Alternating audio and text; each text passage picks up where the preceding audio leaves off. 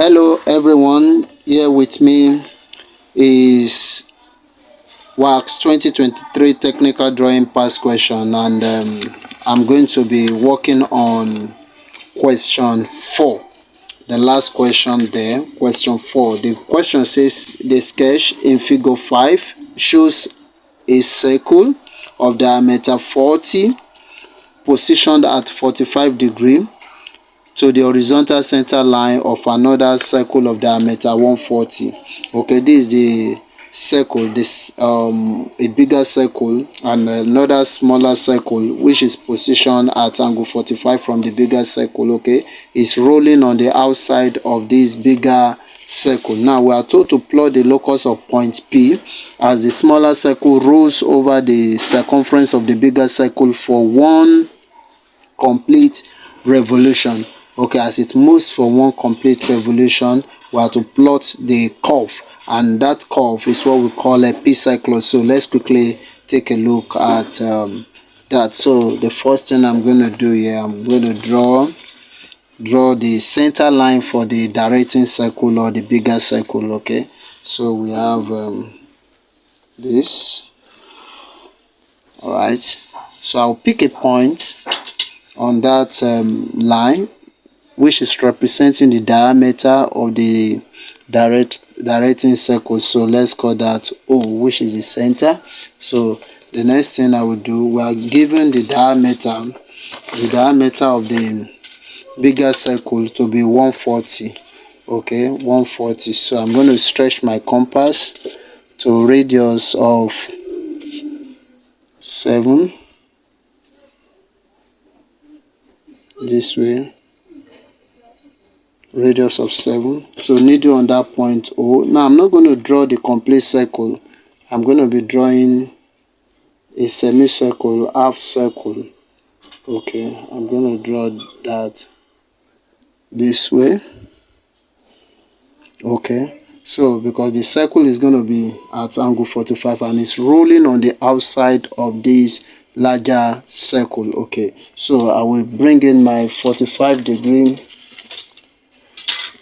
set square now. So just put it this way, then move it to the point O, which is the center of the directing circle or the bigger circle there. Okay, so I'm going to draw this way. All right, so I will have that this way. So we are told from the given question that this scale shows a circle of diameter 40. Okay, the smaller circle diameter is 40 and is positioned at this angle 45. So what I'm going to do now, I'm going to pick the radius of the smaller circle. So this as the radius of the smaller circle. I will needle on this point. Okay, this point where this line at 45 degree intersects with the circumference of the directing circle or the bigger circle this way.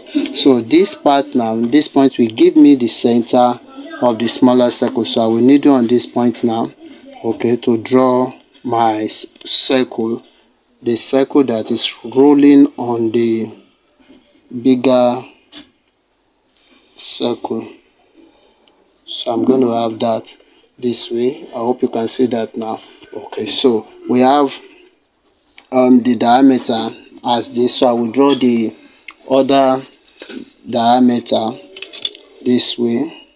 Okay, let me use the other set square. So just place it this way. Okay, make sure it's in line with this angle 45, then move it to the point here. Okay, what I just want to draw is to draw a perpendicular line to this line. Okay, that's why I'm using the set square.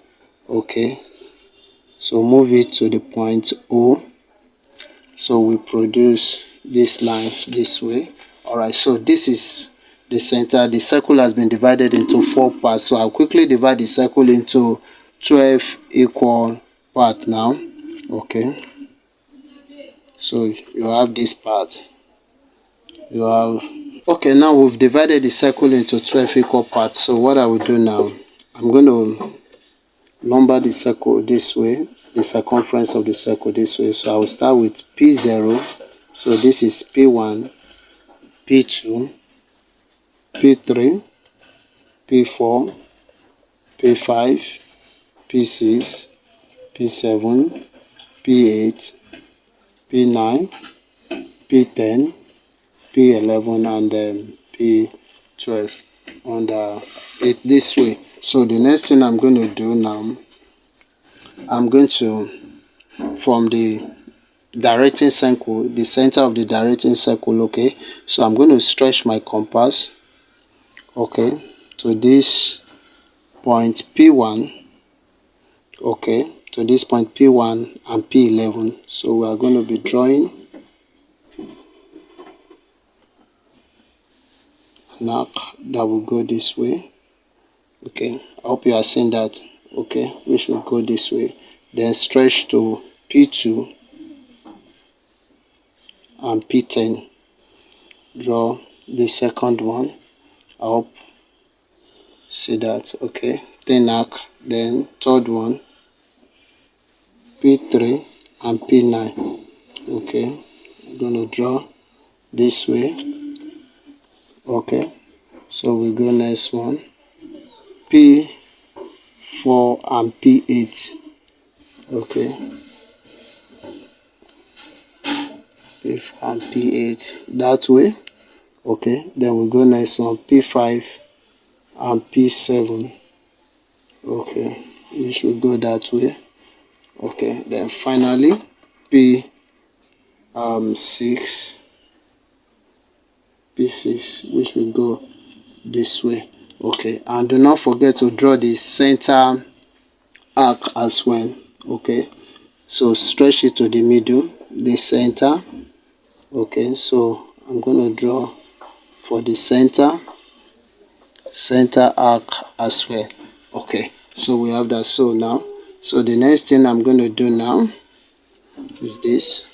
I'm going to needle on pick any of the division of the circumference of the circle, of the rotating circle. So if I decide to pick P1, P2, okay, just pick the division, okay, any of the division this way. So place that on P0, I mean on the center of the rotating circle, okay, the circle rotating on the directing circle, okay. So you are going to mark the center arc, okay, I drew earlier. So this is 1, we are going 12 times, so this is 2, 3, 4, 11, and then 12. So the next thing I'm going to do now, from the center of the directing circle, so I'm going to draw line to touch each of the parts. So if we call this as CO, the center of the rotating circle, okay, so this is C1, C2, C3, C4, C5, C6, C7, C8, C9, C10, C11, and then C12. So what I will do now, from the center of the rotating circle, I'm going to radiate lines to touch the center of each movement of the rotating circle. So this is the center when it moves straight for the third time, this is for the fourth time. So okay,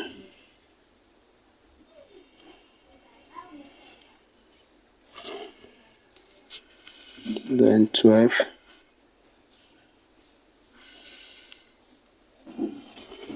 all right, so we have all the lines drawn out now. So the next thing we are going to do, don't forget that we said from the question that this circle, the smaller circle, is rolling or rotating on the outside of the directing circle, this directing circle. So we are going to roll this circle now. Okay, so what we are going to do is to pick the radius of this circle. So you can come here, pick the radius of the rotating circle this way, which is 20. Okay, so now we place on C1 the center. So So we're going to roll it like that. Okay, so I have to be sure, make sure the okay. So you have that. Then go to C2, center, then roll it. Okay, so C3 now.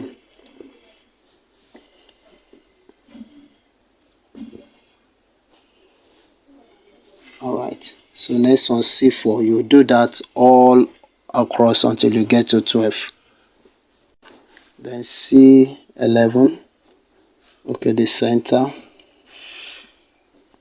For the 11th one, you roll that way. Then you come to C12.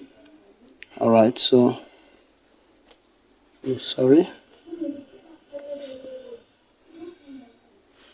So you have it that way.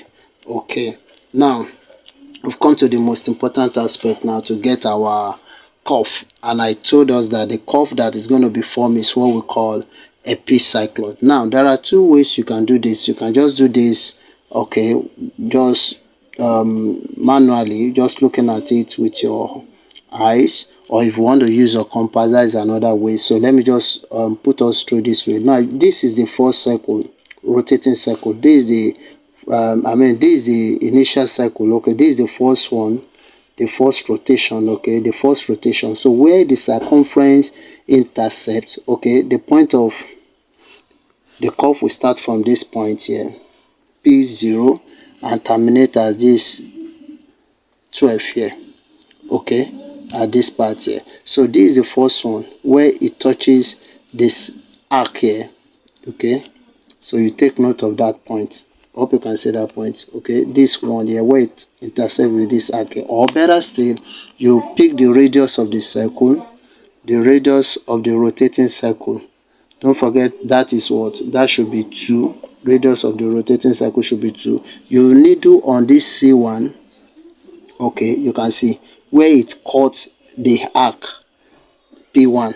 Okay, you can zoom the video closer to you so that you can see. So this is P, this is the point here, the first point here. So you do that for the second one. You place at the center of the second circle, rotating, and the center of the circle, second circle. So where it cut this, you can see it's going to be at this point where it cut this P arc coming from this P2.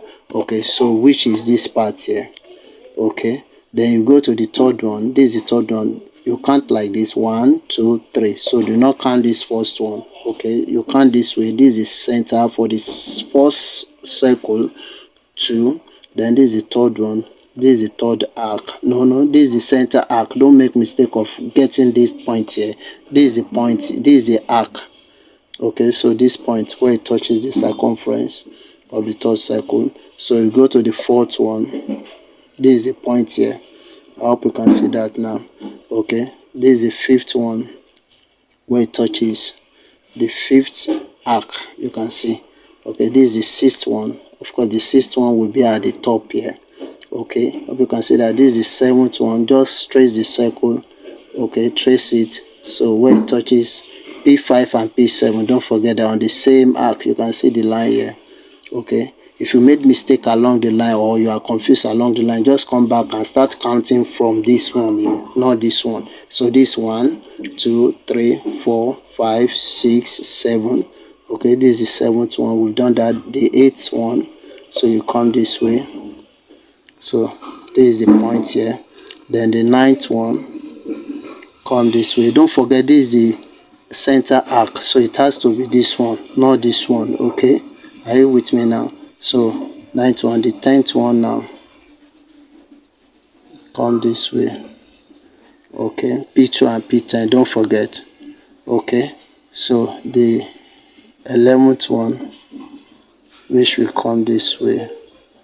All right, and this is the 12th one. Okay, you can see that. So these are my points here, here, okay, and here. Okay, not this. Okay, here. So I'm going to join using my French curve now. Join the points together.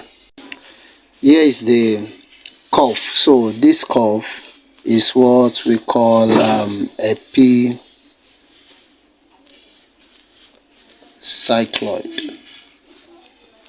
All right, so this is epicycloid. Okay, we are not told in the question to draw tangent and normal to the curve. Okay, so if you want to know how to do that, I've done that in one of my videos, so you can just take a look at that on the special, on my playlist on the special curve. You will see how we draw tangent and normal to an epicycloid. Okay, thank you very much for staying tuned. Thank you for your time. God bless you. See you in my next video.